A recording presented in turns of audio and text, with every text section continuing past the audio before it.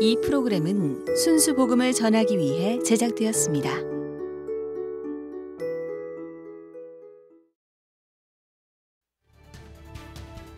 2000년 이후 양심적 병역 거부로 9,934명이 실형을 선고받았다. 종교적 신념과 개인의 양심에 따른 양심적 병역 거부. 교회는 어떻게 봐야 하나? 양심적 병역 거부에 관해 논하다.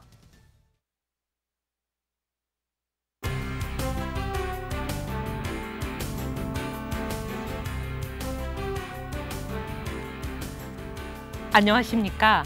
한국교회를 논하다 이혜훈입니다. 어제 6.25로 한국 전쟁이 발발한 지 65주년이 되었습니다.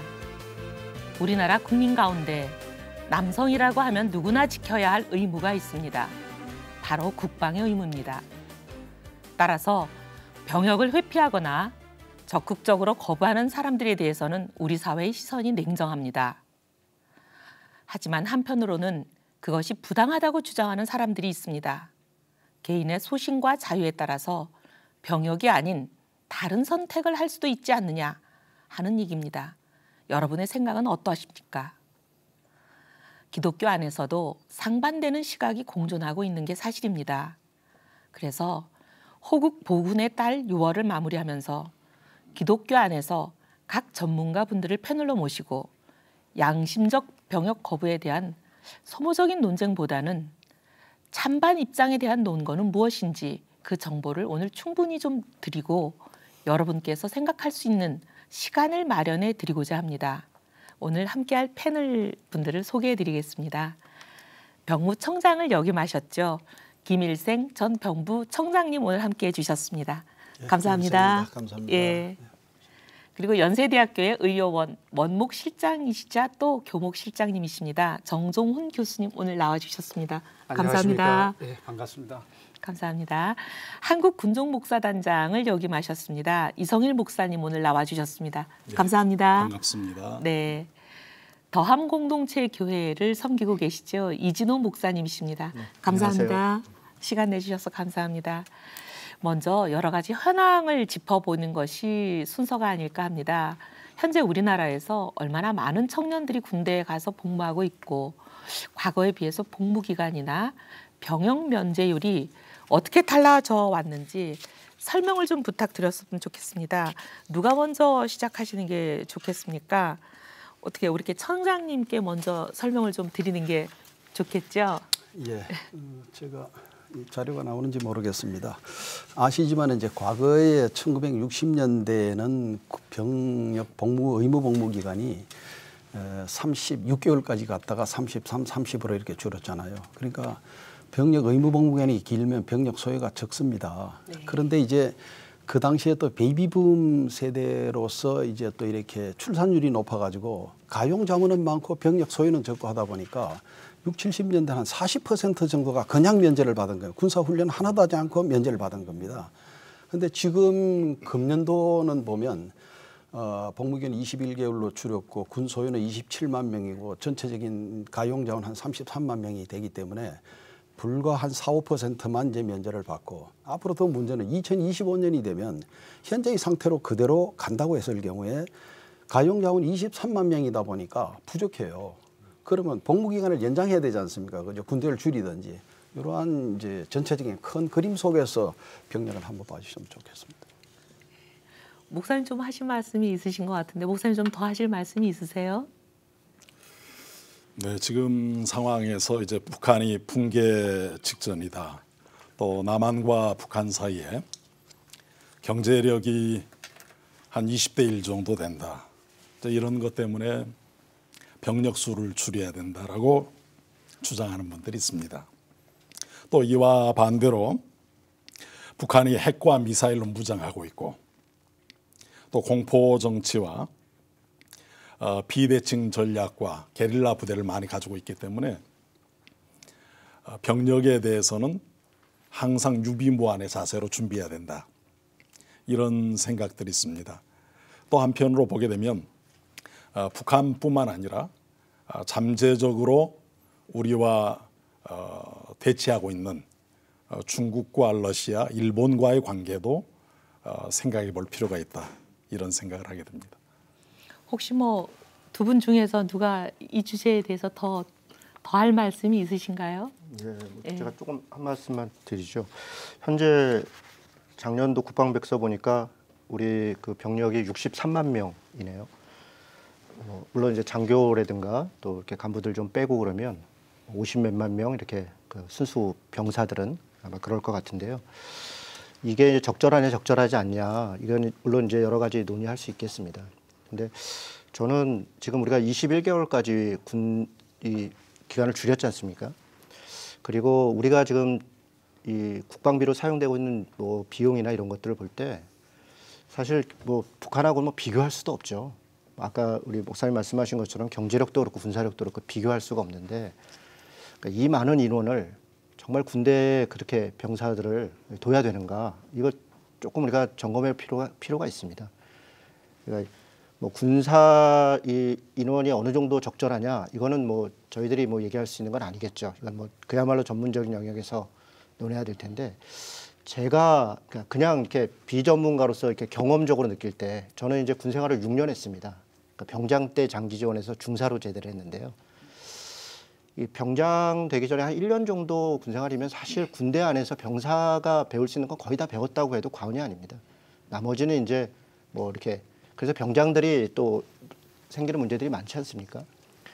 그러니까 이 군대에 대한 이 개월수도 좀 줄여야 되고 저는 또 인원도 좀 줄일 필요가 있겠다. 오히려 다른 이제 고급적인 무기들, 그러니까 아까 비대칭전략 말씀하셨는데요. 여러 가지 이제 북한이 그런 우리 뭐 핵무기를 포함해서 여러 가지가 있다는 거 아닙니까? 근데 우리가 가지고 있는 무기도 만만치 않거든요. 그러니까 조금 더 선진화하고 고급화하고 그러니까 병사 대 병사의 싸움을 뭐 우리가 피할 수는 없겠지만 우리가 그렇게까지 돼 있는 건 아니다. 그래서 군사력을 현재를 유지하는 선에서 그걸 전제로 이야기하는 것은 좀 적절하지 않다. 좀 줄일 수 있다. 예, 그렇게 봅니다. 현황 얘기를 하다 보니까 이제 자연스럽게 현재 이제 우리 이 군 병력의 규모가 우리 안보 상황을 감안해 봤을 때 적절하냐 안 하냐 하는 얘기를 이제 자연스럽게 이제 넘어가 버린 것 같습니다. 사실 거기에 대해서는 가장 전문가이신 우리 청장님께서 하실 말씀이 많으실 것 같아요. 어떻게 보세요? 지금 우리 목사님은 좀 줄일 필요가 있지 않냐 이런 취지의 말씀을 하신 것 같아요. 우리 고령화, 세계 제일 최고에 급속한 고령화 국가임, 저출산 국가임을 감안하고 우리 안보 상황을 감안했을 때 가뜩이나 지금 병력이 너무 줄어서 걱정하는 분들이 많은데 청장님 보시기에 더 줄여야 된다고 하시는 목사님 말씀에 동의하시는지. 뭐 병력 감축의 문제는 상대적인 문제거든요. 네. 주변 상황의 문제이고 지금 우리나라에 북한만 봐서는 안 됩니다. 북한만 보더라도 북한은 110만이잖아요. 네. 근데 우리 어떻게 더 줄입니까? 그리고 또 병복무기간 21개월인데 이미 해공군은 병사들이 거의 기능을 발휘 못하는 그러니까 특기 기량 요망 수준이 있습니다. 예를 들면 전차를 모는 이 전차 조종수는 14개월은 돼야 혼자 몰 수가 있어요. 그런데 이제 목사님 보병 같은 경우는 뭐 1년이면 된다고 하시는데 추나추동 4개월 지나면 물론 이제 병장 정도 되면은 맑게 알아듣는 나이인데 전체적으로 보면 이제 앞으로 아까 말씀하셨던 대로 이제 기술군으로 갔을 경우에 이 기량 숙달 기간은 더 요구가 되고 현재 야전에 있는 지휘관들은 이 병력 갖고 못 하겠다. 이 수준 갖고 안 되겠다. 결국은 뭐 군에서 관리하다가 내보내는 수준으로 더 줄이면 그렇게 되는 거거든요. 그리고 그다음 이제 주변 상황을 보면 세계의 경제력 1위가 미국이고요. 2등이 중국이고 3위가 일본입니다. 러시아가 8위예요. 그 한가운데 대한민국이 있어요. 그다음에 주먹의 세기, 각국의 번지의 세기를 보면 1등이 미국이 6천억 달러, 중국이 1,100억 달러, 러시아 682억 달러, 1, 2, 3등이고 일본이 510억 달러. 그 가운데 한국이 있어요. 여기에서 우리만 갖고 이 정서적인 문제를 가지고 줄여도 되지 않겠느냐? 아주 위험하죠, 그건요. 그래서 이 문제는 여기서 우리가 이 양심적 병력 문제 이걸 가지고 토의하는 자리에서 이 문제는 여기서 얘기하면 이 문제 갖고 시간 다 가요. 사실 이 문제 하나만 갖고도 지금 뭐 한 주제로 몇 시간씩 토론해도 모자람이 없을 정도로 중요한 전문성을 필요로 하는 주제인데 간단히 하긴 좀 어렵죠. 근데 어쨌든 그러면 저희가 양심적 병역 거부에 대해서 오늘 토론을 해야 되는 날이니까 조금 그쪽으로 넘어가 보겠습니다. 2015년 군에 입대하는 대한민국의 청년이 26만 8천 명인 걸로 알고 있습니다.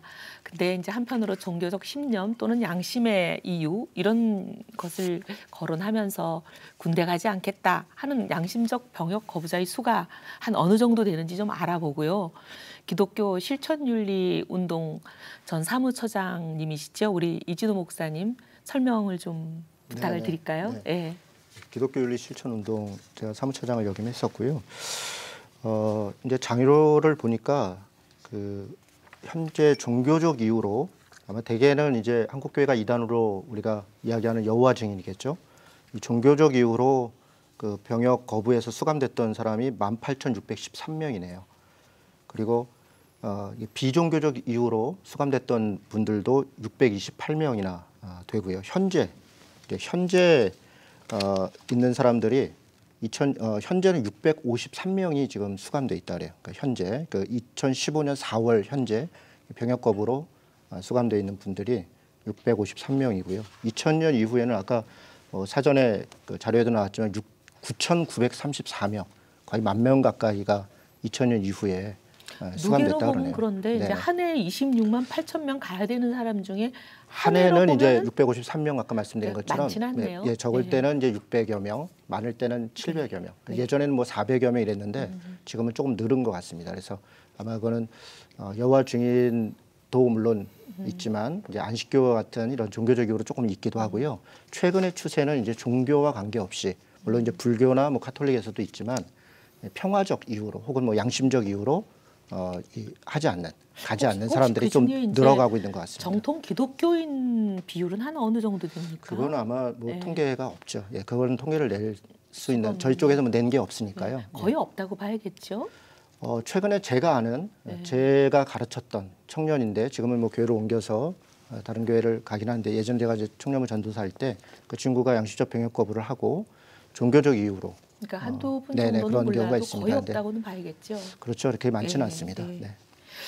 그러니까 이처럼 이제 양심적 병역 거부자가 군 입대자 수에 비해서 워낙 이제 소수고 26만 8천 명 중에 한 600여 명 정도라면 뭐 거의 소수라고 봐야 되는 그런 네네. 상황이고 일반 이제 한국 교회가 이단이라고 규정한 그런 여호와의 증인이랄까 이렇게 일부 특정 종파에 속한 분들의 문제라고 알고 있는 그런 상황입니다. 그래서 이제 현재 한국기독교윤리학회 회장이신 정종훈 교수님께서 이 부분을 이제 어떻게 보고 계시는지 한번 좀 의견을 듣고 싶습니다. 말씀해 주십시오. 예. 우리 사람에게 있어서 양심이라는 것은 그 사람의 존재 기반이라고 말할 수가 있습니다. 모든 사람은 자기 양심에 따라서 생각하고 또 판단하고 또 행동하기 때문에 그렇습니다. 그런 점에서 양심의 자유는 절대 주권이라고 말할 수가 있습니다. 그 누구도 양심에 따른 행동을 저지할 수도 없고 또 양심에 반한 행동을 강요할 수도 없는 것이죠. 그래서 이 양심의 자유, 이 부분은 어떤 경우에도 다수결로 결정할 수 있는 그런 부분이 아니라고 생각합니다. 왜냐하면 각자는 각자의 양심에 따라서 생각하고 판단하고 행동하니까 그렇죠. 우리 개신교가 그 양심적 병역 거부를 반대할 때 한국 교회가 이단으로 규정한 여호와 증인을 반대하는 것에 초점을 맞추어 반대하는 그런 경향이 있습니다. 그러나 양심은 여호와 증인의 신도만의 문제는 아니라는 겁니다. 왜냐하면 모든 사람은 자기 양심으로 살아가야 되기 때문에 그렇죠. 양심의 문제는 모든 사람의 문제이지 여호와 증인 신도만의 문제가 아니다라는 것을 우리가 기억해야 되고요. 그런 점에서 양심적 병역 거부의 문제는 마찬가지로 여호와 증인 신도만의 문제가 아니라 모든 사람에게 가능한 문제라는 겁니다. 아까 이미 이진우 목사님도 말씀하셨지만 지금 양심적 병역 거부를 하는 개신교 청년들도 나오고 있습니다. 그리고 살생금지라는 그런 어떤 그 불교의 어떤 그 교리적인 측면에서 양심적 병역 거부를 하는 불교 신도도 나오고 있고 또 평화에 대한 자기 어떤 신념 또는 가치관에 따라서 종교는 없지만 또 양심에 따라서 병역을 거부하는 사람들이 있습니다. 이 측면에 대한 이제 배려를 해야 될 때가 아닌가 이렇게 생각합니다. 예, 이제 교수님 말씀은 이제 우리가 기독교인으로서 양식적 병역 거부를 어떻게 바라봐야 할 건가, 이게 하나님의 뜻에 합당한 것인지 아닌지, 또는 사회적으로 우리가 여러 가지 안보 상황이나 군 병력의 규모 문제 이런 것을 우리가 판단하는 것이 바람직한 것이지, 꼭 한국교회가 이단으로 규정한 여호와의 증인을 돕는 것이 되기 때문에 이것을 우리가 하지 말아야 된다, 해야 된다, 이런 식으로 바라볼 문제는 아니다. 네, 이런 이제 그렇죠. 말씀이신 것 같습니다. 그리고 이제 본격적으로 양심적 병역 거부에 대한 찬반 토론으로 이제 들어가 보는 게 어떨까 합니다. 우선 우리 청장님이신 김일생 전 병무청장님께서 이제 반대 입장이 분명하신 걸로 저희들이 알고 있는데요. 먼저 이제 반대 토론부터 시작해 보면 이제 또 찬반 토론이 열띠게 붙지 않을까 하는데요. 먼저 좀 포문을 열어주시죠. 네, 제가 이걸 말씀드릴 게 되게 많은데 네네. 무슨 뭐 한 충분히 가지씩만 말씀을 하죠. 하십시오. 시간이 네. 부족할 것 같아서요. 네. 이 문제가 양심적 병력 거부란 말이 나오면 군 내에서 어떤 말이 회자되느냐 하면 농담입니다. 네. 그럼 우린 비양심적이야. 이런 얘기를 해요. 그래서 저는 이제 아까 이제 목사님 말씀하신 대로 이것이 뭐 여호와의 정인 이런 문제뿐만이 아니고 그 문제는 일단 이 집총 거부, 이제 병력 거부라는 게 집총 거부와 연결이 됩니다. 네. 이게 평화와 전쟁으로 대척점에 놓고요. 네. 그런데 이게 이제 국기에 대한 경례 하나죠. 네. 그다음에 이제 또 그 뭐 일부 세금 납부 거부 운동하지요. 또 뭐 이 또 수혈 거부하죠. 네. 이러다 보니까 이 문제는 자유민주주의의 기본 질서에 그 이제 위배된다는 거죠. 네. 그럼 자유민주주의 국가가 어떻게 탄생되었습니까? 네.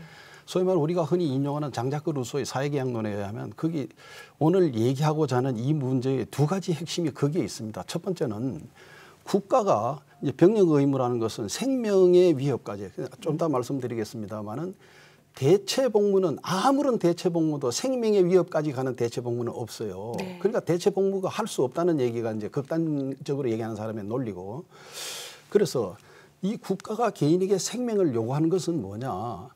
누군가가 그 이전에도 지금도 나의 자유와 권리를 지켜주기 위해서 피를 흘리고 생명을 바쳤다. 그렇기 때문에 이 시점에서 그런 상황에 너에게도 국가가 생명을 요구한다. 이 논리거든요. 그게 장자크 루소의 사회계약론의 아주 바탕입니다. 두 번째는 사형제도에 대한 그 찬성 입장을 갖는 논리인데요.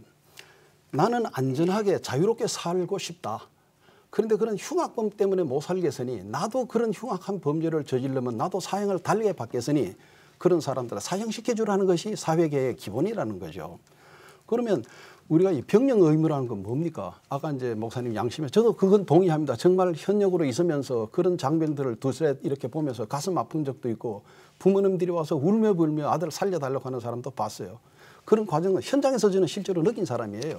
그래서 그런 동의를 하면서도 그러나 기본적으로 사람이 국가가 형성되면서 첫 번째로 보장해 줄 게 뭡니까? 우리가 이 자유는 기본이지만은 내 자유를 누리기 위해서 남의 자유를 제한할 수는 없잖아요. 그것이 자유민주의 기본 원리인데, 그러면 첫 번째가 우리가 메슬로우의 욕구 이론에 보면 첫 번째가 안전의 욕구 아닙니까? 생리적 욕구 아닙니까? 그죠? 그 다음에 안전의 욕구입니다. 생리적 욕구와 안전의 욕구가 최하위의 욕구가 바탕이 돼야 그 다음이 양심이라고 해서 내부적 양심은 우리가 저는 그래 양심의 자유라는 것은 내부적으로 있는 이 속의 생각을 누가 규제할 수는 없지만은 그것이 표출이 되어서 다른 사람의 자유와 충돌될 때는 제재가 가야 된다는 것이 국가가 존립한 이유라고 보거든요. 그렇게 일단 말씀드리겠습니다. 어떻게 할까요? 이제 먼저 이제 찬성 반대를 왔다 갔다 하면서 조금 이제 토론을 열띠게 해보죠.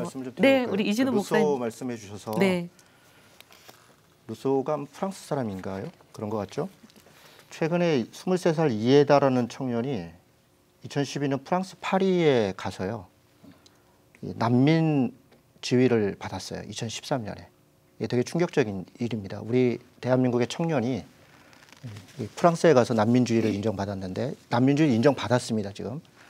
이유가 뭐냐면 병역 거부입니다. 그러니까 왜 난민으로 인정받았냐면 프랑스에서 가서 이제 난민을 신청을 했더니 그 담당 법관이 왜 왔다고? 그러니까 병역 거부 때문에. 그게 왜 문제인데? 그래서 이게 당황스러운 거예요. 아까 루소 프랑스 말씀하셨을 때 그렇게 사회계약론을 세워진 국가가 병역 거부 문제를 양심의 문제로 보는 거예요. 그래서 그것이 사회계약론적인 것을 전혀 침해하지 않는다라고 하는 게 기본적인 이야기고요.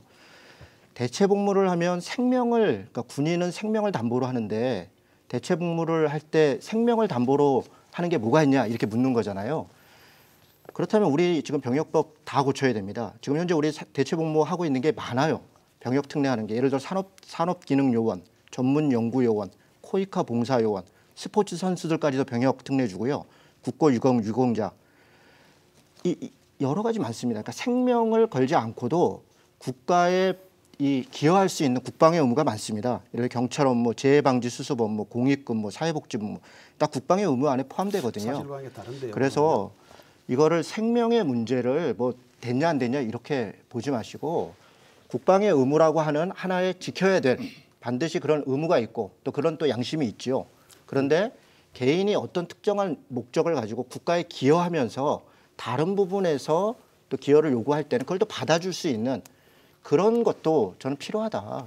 그걸 배제해서 이렇게만 해야 돼라고 하면 잘못하면 국가 폭력이 됩니다. 바로 이제 그 문제 때문에 논란이 확산되는데요. 목사님 이제 사실관계 바로 잡아야 될 게 사회복무요원, 체육선수들 면제받는데 면제받은 거 아닙니다. 병역 의무는 현역과 예비역과 제2국민역이 있습니다. 그러면 사실 말해서 체육 선수들도 면제받은 사람도 전시에 예비역으로 소집됩니다. 네네. 그리고 또 신체 조건이 나쁜 사람들 있잖아요. 공익공무한 사람들 중에서 그 사람들은요. 제2국민역으로 근로봉사로 들어옵니다. 그런데 지금 우리가 흔히 말하는 양심적 병력 거부자들 그것도 안 하겠다는 거거든요. 그러면 그럼 뭘 하겠다는 겁니까? 다른 걸로. 그래서 이 문제는요. 목사님 다른 대체 복무를 할 수 있는데 왜 안 되는지 하면 이건 우리가 정서상의 문제가 아니고요. 본질이 정리돼야 되는데 이 본질은 덮어놓고 병력 의미의 근본적인 어떤 속성 본질이 뭔지를 알아놓고 보면 아 그게 아니구나가 되는데 아마 이 프로 보시는 분들은 아마 제 말씀 이해를 하실 겁니다. 네. 조금 달리 봐야 될 부분도 있어요. 그건 뭐냐면은 양심적 병역 거부자들이 물론 대체복무까지 전적으로 거부하는 사람도 있겠죠.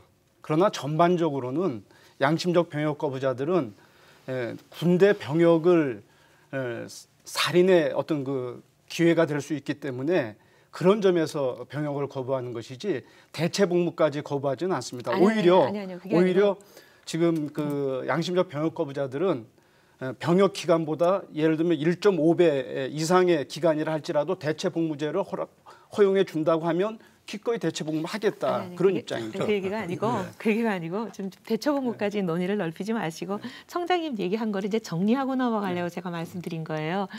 얘기하시는 양심적 병역 거부자들이 얘기하는 그 대체복무의 형태는 지금 청장님 말씀하시는 제2국민역하고는 다르다. 그 얘기를 정리하는 거죠. 이렇습니다. 네. 이제 그 소위 이제 집천급을 하잖아요. 네.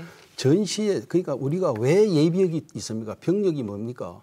평시같이 전쟁이 없다는 확신이 있으면 군대가 이렇게 많을 필요가 없죠. 제일 중요한 건 막상 임진왜란이 일어났을 때 현장에 누가 있었느냐가 문제 아니에요. 전쟁이 났을 때 필요한 게 예비역들이 더 많이 현역은 현재 상시 병력의 2배가 필요하거든요. 예비역이 들어와야 돼요.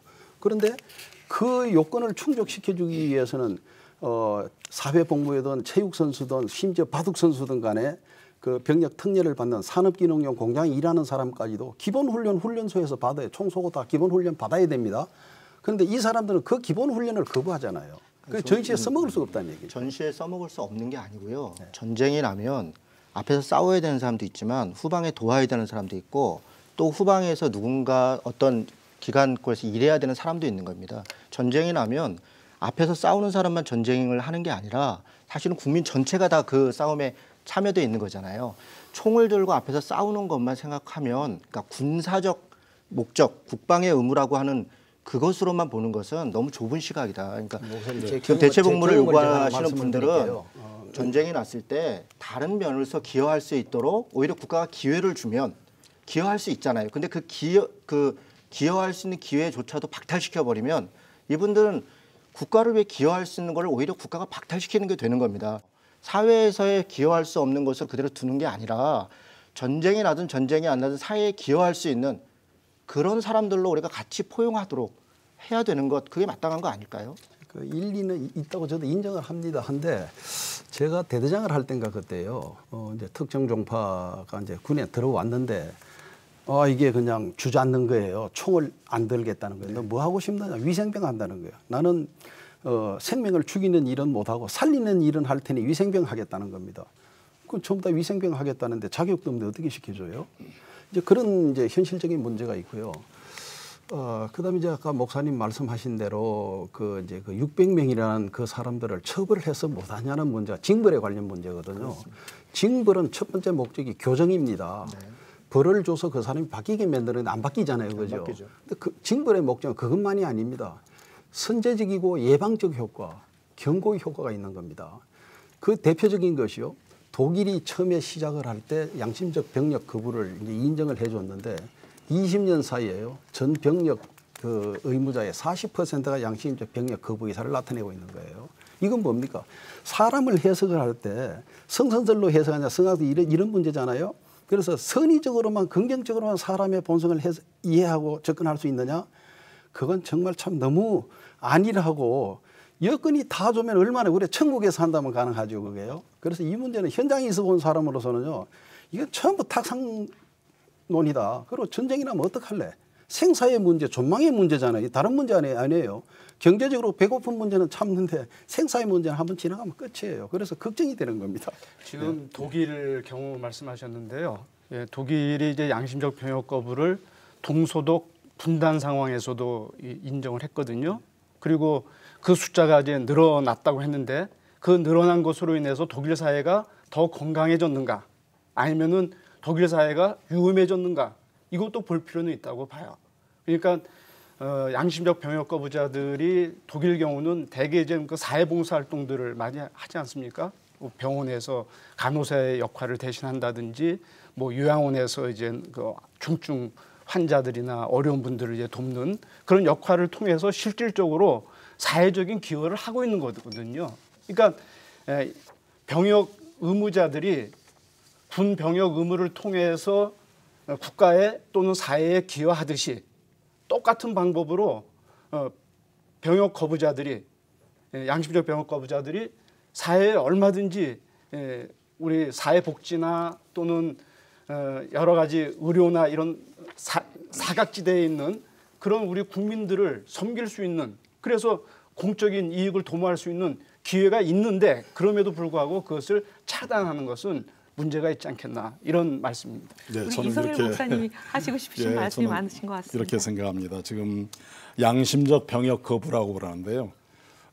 요즘에 이제 제가 독일의 국방부에 속한 목사님들도 최근에 만나보고 이스라엘의 유대교 랍비들을 좀 만났는데 요즘에 이제 유럽에서는 양심적 병역 거부라는 말을 잘 사용 안 합니다. 신념적 병역 거부. 왜냐하면 네. 여호와의 증인뿐만 아니라 네. 퀘이커교도, 메노나이트, 다양한 전통의 영향을 받은 평화주의자들, 네. 또 불교나 타종교의 살생을 거부하는 어떤 종교적인 신념. 그래서 이제 아까 우리 그 청장님께서 말씀하신 것처럼 우리는 그럼 비양심적이냐 군대 간 현역병들이 네. 그래서 이제 양심적 병역 거부라는 용어에 대해서 진지하게 고민해 볼 필요가 있다라는 말씀을 드리고 싶고요. 지금 우리 뭐 교수님께서 독일에서 공부하셨지만은 독일이나 이제 프랑스, 이제 이스라엘 같은 경우 보게 되면 사회 봉사 활동하는데 독일에서 또 프랑스에서 이스라엘에서 어떤 일이 있었느냐면 그분들이 군복무를 하지 않고 투입되는 것 가운데 하나가 지뢰 제거 작업에 투입했습니다. 지뢰 제거 작업. 다들 두 손 들었습니다. 나 차라리 현역으로 가겠습니다. 지뢰 제거 작업 위험하다고 판단되니까. 그러니까 그 신념이라고 하는 것이 자신의 생명과 관련될 때는 이것이 굉장히 정체성에 혼란을 가집니다. 이스라엘 같은 경우는 17살 넘으면 남자는 3년, 여자는 2년 반드시 군대를 가야 됩니다. 그런데 여자들이 여군에 입대하지 않기 위해서 결혼하고 임신을 하면 군대를 안 갑니다. 그러면은 양심적 병역 거부로 인해서 결혼하고 임신을 합니다. 기간이 딱 지나면 이혼하고 낙태를 해버립니다. 이런 일들이 많이 있고 또 정통 유대인들은 양심적 병역 거부라는 이름으로 군대를 안 갑니다. 그러나 정통 유대인들이 저들의 구약의 율법을 지키느냐? 그러지는 않습니다. 그것이 일종의 모면하는 계기가 되는 경우들이 많다는 것입니다. 저는 이 시대적인 상황에서 그들도 국가에 기여할 수 있는 기회를 줘야 된다. 시대적인 당위성이고 요구고 마땅하다고 생각합니다. 그러나 비중이나 무게감에서는 굉장한 차이가 있습니다. 뭐 저는 부족하지만 26년 동안 군종 목사로서 그 사역을 했는데요. 병사들이 저 군종병 시켜주십시오입니다. 많은 병사들이 군종병 시켜주십시오 와가지고 한 2주만 있으면 손들고 저 다른 데로 갑니다. 왜냐하면 저들은 주일날 예배, 주일밤 예배, 수요일 예배 외에는 하는 일이 없다고 생각을 합니다. 막상 와서 보면 새벽기도, 뭐 철야기도, 심야기도, 부대 훈련 이문, 뭐 ORI, 뭐 여러 가지 작전, 야전 훈련 이문, 야간 이문 같은 데 가다 보면 군종병이 군대 하나 지어주면은 깊이 보직이 됩니다. 사명감이 없이는 못하거든요. 아까 청장님께서도 말씀하신 것처럼 이것은 생명을 담보로 하는 문제거든요. 우리가 이렇게 방송하고 할 수 있는 이 시간에도 155마일 휴전선과 백령도, 연평도, 소청도, 대청도, 울릉도에서 또 물속에서 작전하고 있는 많은 장병들이 있기 때문에 오늘 이렇게 할 수 있지 않는가. 생명의 비중의 정도하고 서비스하는 거하고 그것은 좀 고민해 볼 필요가 있다고 생각됩니다. 저는 이제 우리 이런 얘기를 좀 해봤으면 좋겠습니다. 사실 다 양쪽에 일리가 있죠. 일리가 있는데 양심적 병역 거부를 신념적 병역 거부자로 바꾸자 하시는데 이제 상당히 많은 분들이 동의하실 것 같아요. 누구는 비양심이냐 이런 논쟁도 성립하는데 이게 이제 우리가요. 옳은 일과 그른 일, 내가 좋은 일과 나쁜 일을 구분해야 되는데 우리 섞어서 생각해요. 왜 그러냐?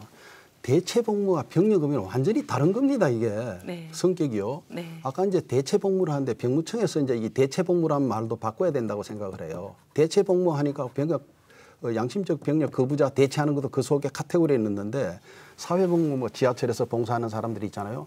이 사람들 병역 의무 속에서 하고 전쟁이 나면 가는 거예요. 그런데 이 사람들은 안 가니까 병역 그러니까 대체복무라고 엄밀한 의미에서 할 수가 없죠. 그리고 북한이라고 하는 상대적 그 대상이 있는데 북한에 가서 우리가 이런 토론을 할 수 있습니까 지금? 그거는 정말 너무 안일한 상태에서 이제 그런 얘기들이 오잖아요. 아까 저 목사님 말씀하신 독일의 경우 그렇게 되다 보니까 2009년도에 모병제로 갔습니다. 2009년에요. 그래서 지금 이제 모병제 독일은 잘 되고 있어요. 그러다 보니까 독일이나 프랑스는 법적으로 대체 복무를 국가가 허용해 주는데 그러면 이게 필수적으로 국가 기능 유지에 필요한 아무도 안 하면 안 되는 필수적인 기능이냐 안 해도 되는 기능이냐 국가가 예산을 써서 해도 되는 기능이냐 그래서 지금 뭐라 그러냐면 그러면 우리는 중증 환자들이 있는 그런 요양병원 가서 우리가 3년간 근무할 테니까 병력으로 대체해달라 이 얘기예요. 그런데 이거는 그 사람들이 안 해도 국가가 물론 굉장히 선의롭고 좋은 일이죠. 그죠? 그러나 국가가 예산 투자해서 할 수 있는 문제잖아요. 그럼 이제 거꾸로 얘기해서 그럼 국가가 예산을 투자해서 그럼 우리도 모병제로 가자라고 하면 해결이 되겠죠. 근데 우리나라 모병제를 할 수 없는 입장은 너무나 잘 아시잖아요. 그래서 이것을 옳고 그름과 좋고 나쁨을 구분해서 생각해야 한다. 저는 그렇게 말씀을 드려요. 우리가 이제 그 국방에 기여한다고 할 때요. 군 잔병들만 국방에 기여한다. 이거는 그 굉장히 독선적인 사고라고 생각이 돼요. 그러니까 온 국민이 사실은 국가를 바로 세우고 또 보호하고 하는 일에 자기 역할들을 하는 거거든요. 그러니까 각자 자기가 맡은 영역에서 자기의 일을 충성스럽게 최선을 다해서 감당하는 것이 국가 전체를 윤택하게 하고 하는 것을 우리가 좀 넓게 생각할 필요가 있다고 봅니다. 그러니까 이제 물론 그 전선에서 직접 이제 맞닥뜨린 그 장병들의 그 수고는 우리가 높이 평가해야 되겠지만 그러나 이제 장병들만 국방에 종사하고 있는 것은 아니다라는 것을 우리가 이제 넓게 생각한다고 하면 그 병역 거부자들에 대해서 대체 복무를 할 수 있는 길도 그것도 국방의 한 연장선에서 얼마든지 이해할 수 있다 이렇게 말씀드리고 싶고요. 또 하나는 그 양심적 병역 거부라고 하는 그 수식어구입니다. 그러면은 병역 거부를 하는 사람들은 양심적이고 병역 의무하는 사람들은 그런 비양심적이냐? 저는 그렇지 않게 봅니다. 두 부류 다 자기 양심에 따라서 결정하는 것이 중요하다고 봅니다. 다시 말씀드리면 지금까지 우리가 이제 병역 의무를 너무 맹목적으로 아무 생각 없이 그냥 이행해 왔습니다. 선배들이 갔고 나도 때가 됐으니까 가고 질문 없이 가는 거거든요. 그러나 중요한 건 내가 왜 병역 의무를 수행해야 되는지에 대한 질문과 자기 대답을 갖고 갈 때 그만큼 그 내용도 풍성해지고 의미가 있다고 봅니다. 그런 점에서 이걸 이분법적으로 양심이란 말 때문에 양심적 병역 거부하는 사람들은 양심이고 그렇게 볼 수는 없고요. 모두가 양심에 따라서 행동하는 그런 세상이 어떤 점에서는 살만한 세상이고 질적으로 고양된 세상이라고 저는 그렇게 생각합니다. 네, 목사님. 예, 제가 그 군종병 했었습니다, 목사님. 그러셨어요? 네. 어렵게 했죠. 그래서 저도 교회 그러면서 2개 세웠고요. 목사님 중년이나 계셨다면서요? 네네, 병장 때 장기 지원했고요. 네. 그럼 저 중사 때도 저 군종 그렇지는 하셨어요? 않고요. 네, 그때는 그냥 소대 선임마사도 하고 했었는데 잘 알죠. 군대에서 어려운 거. 근데 제가 뭘 말씀드리고 싶으냐면 지뢰 하겠더니 바꿨다. 그거는 그러니까 지나친 비약인 거예요. 그러니까 이렇게 하면 바꿀 것이다라는 걸 전제하는데 아까 얘기한 것처럼 만 몇천 명이 지금 감옥을 갈 정도로 지금 매년 600명 이상이 갈 정도로 안 바뀐다는 거예요. 그러니까 안 바뀌는 이 현실을 두고 우리가 이들을 어떻게 할 것인가 이렇게 봐야지 가혹하게 하면 더 어렵게 하면 바뀔 거야. 그렇다면 저는 이렇게 제안하고 싶어요. 그런 상황을 한번 만들어줘 보자. 예를 들면 그게 대체 복무인 거죠. 지뢰 제거가 됐든 아니면 요양원에 가서 진짜 1.5배가 2배가 됐든 그런 걸 해서 그분들이 정말 기피하느냐. 그렇지 않다는 거죠. 그러니까 이것은 다른 사람의 신념이나 양심을 전 신념이 양심이죠. 어떤 종교적 목적으로 하는 것도 양심이고. 그러니까 이건 용어 가지고 얘기할 건 아닌 것 같고요.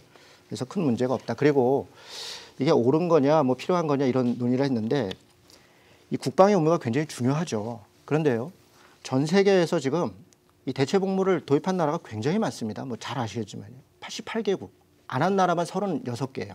근데 실제로 병역 거부 때문에 수감시켰던 나라는 에리트리아, 발음도 어렵네요. 싱가포르, 터키, 투르크메니스탄 이 다예요. 작년에. 그리고 우리나라입니다. 단연 우리나라가 제일 많고요. 다른 나라들은 다 1명씩입니다. 싱가포르 딱 3명. 우리가 작년에 613명입니다.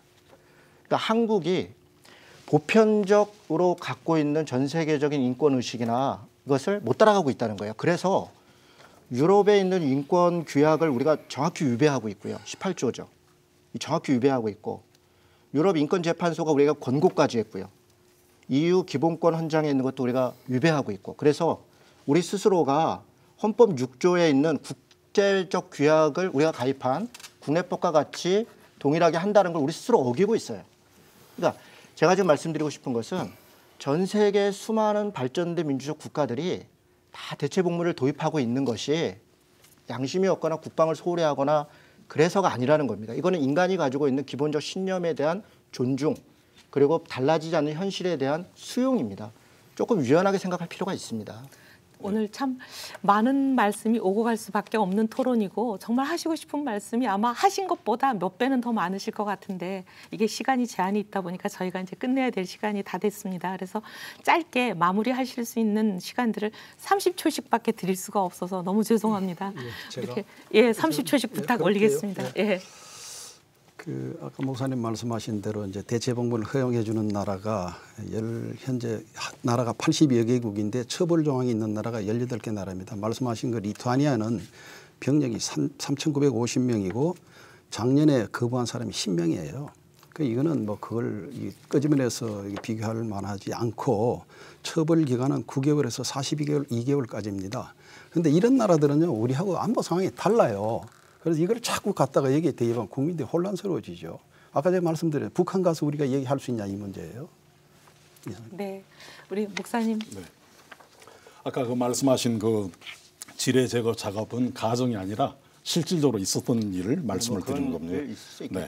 그다음에 제가 말씀드리고 싶은 건 대만 같은 경우에 중국하고 대체하고 있는 대만 같은 경우에 대체 복무제를 허용하고 있습니다. 그러나 대만의 모든 대체 복무 자원들은 반드시 군사 훈련을 받습니다. 그리고 금문도 부근에서 지뢰 제거 작업뿐만 아니라 매복에도 투입이 되고 있습니다.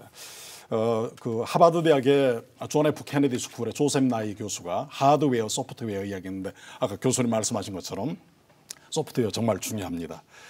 특별히 우리 한반도에서 남북이 대치되고 있는 유일한 분단국 상황에서 유럽의 인권 규약 가지고 우리의 잣대를 대는 것은 무리라고 생각하고 또 국제 앰네스티 인터내셔널에서 계속 인권에 대해서 말하고 있는데 인권은 국가의 주권이 건강할 때 함께 병행할 수 있다고 저는 그렇게 생각합니다. 네, 우리 목사님. 유럽 얘기한 게 아니고요. UN 예, 우리가 유럽도 물론 그렇지만 우리가 가입해 있는 유엔 얘기한 거고요. 병역 거부가 이렇게 문제고 이렇게 가지 않는 사람들 때문에 국방이 위험해질 수 있다 한다면 저는 병역 기피 문제가 저는 더 심각하다. 특별히 이제 예를 들면 이런 얘기를 하죠. 2007년도에 국방부가 대체복무제 도입하겠다고 발표했거든요. 그랬다가 2009년까지 하겠다 그런 다음에 2008년도에 이명박 정권 들어온 다음에 이걸 백지화시켰어요. 여론을 이유로 했죠.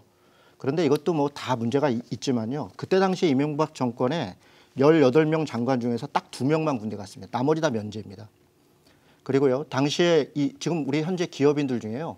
40% 60% 가까이가 다 면제예요. 그러니까 병역 기피를 이렇게 방치하고 있는 상태에서 양심적 목적으로 병역을 거부하는 사람들을 이렇게 해야만 국방이 한다라고 하는 것은 저는 이게 모순이다.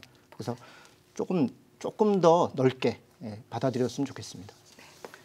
예, 그 전쟁과 폭력에 대한 이제 기독교의 입장이 크게 세 가지가 있는데 하나는 거룩한 전쟁의 입장이고 두 번째는 정당한 전쟁의 입장이고 세 번째는 평화주의의 입장입니다. 사실 기독교는 초창기 평화주의의 입장에 있었어요. 예수님께서 산상수훈에서 말씀하신 오른뺨을 치면 왼뺨도 갖다 대라는 그런 어떤 그 비폭력적인 그런 부분에 전적으로 그 입장이 견지되어 있었는데 그것이 AD 313년 그 로마가 기독교를 종교로 인정하면서부터 서서히 이제 그 전통을 상실하기 시작하거든요. 양심적 병역 거부는 이 평화주의 전통에서 온 겁니다.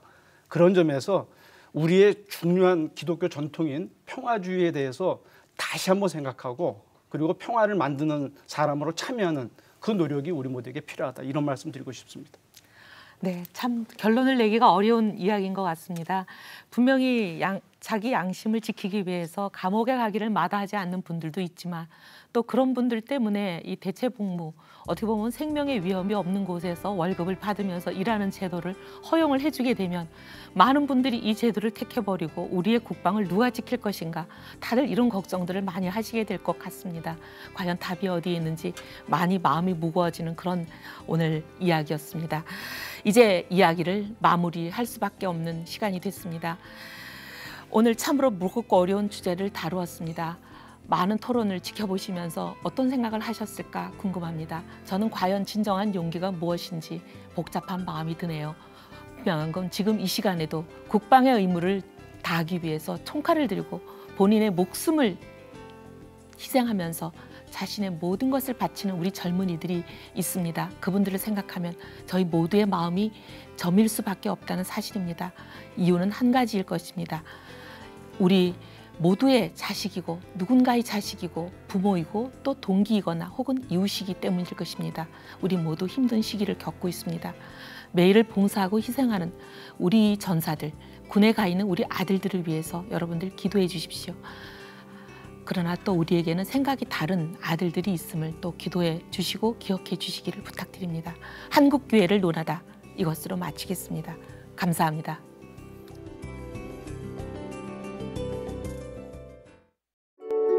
이 방송을 보시고 영상선교에 참여하실 분은 ARS 060-800-1111번을 눌러주세요.